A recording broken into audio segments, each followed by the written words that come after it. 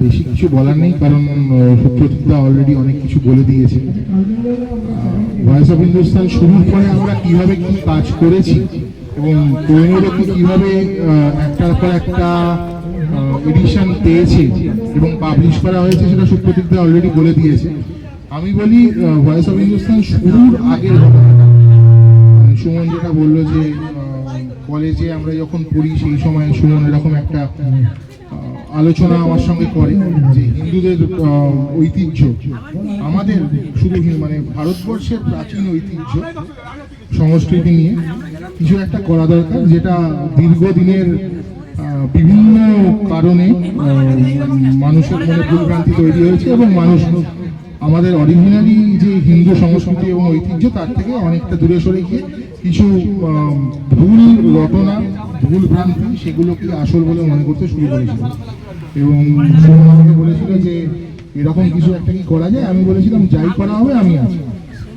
সেখান থেকে শুরু, সেটা হয়তো 2009 সাল হবে, মানে প্ল্যানিং শুরু হয়েছিল। তো তারপরে 2011 সালে আমরা যখন ইঞ্জিনিয়ারিং কমপ্লিট করি, তো ওই চাকরিতে ঢোকার আগে বেশ কিছুটা সময় আমরা পেয়েছিলাম, যে সময় কি করবো বুঝে উঠতে পারছিলাম না। মানে বাড়িতে বসে সময় নষ্ট বা ওই গল্প গুজব করা, বেড়ানো, এর বাইরে গিয়ে তখন ঠিক হয় যে আমি, সুমন এবং আমাদের আরেক সদস্যা কার্যকরী সমিতি, উনিও একদম প্রথম দিন থেকেই ভয়েস অফ হিন্দুস্তানে রয়েছেন, মানে আরেকজন প্রতিষ্ঠাতা হিসেবে, প্রতিষ্ঠাত্রী হিসেবে ডক্টর শতাব্দী ভট্টাচার্য।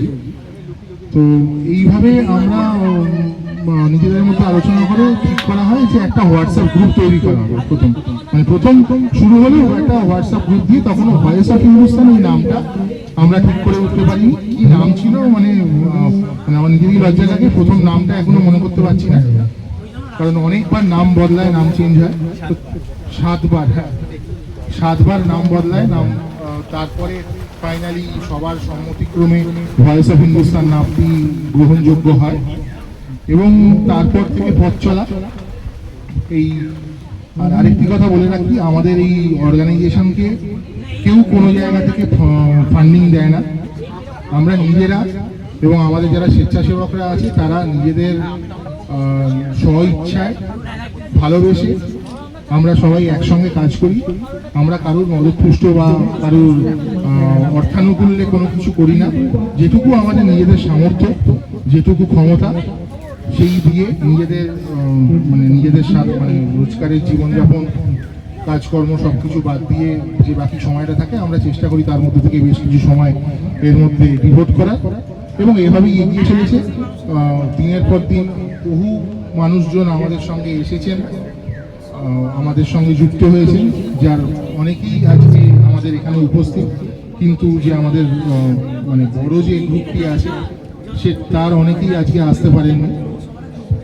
এভাবেই চলেছে এবং কৌমুদী এবং ভয়েস অফ হিন্দুস্তান এগিয়ে চলুক। আমরা থাকি না থাকি, নামটা থেকে যাক, কাজটা থেকে যাক, এটাই চাইবো, ঈশ্বরের কাছে প্রার্থনা করব। এবং কার্যকরী সমিতির সকল সদস্যকে আমার অত্যন্ত নমস্কার এবং অভিনন্দন, সবাই মিলে একসঙ্গে এই কাজটি এগিয়ে নিয়ে যাওয়ার জন্য। ধন্যবাদ, নমস্কার।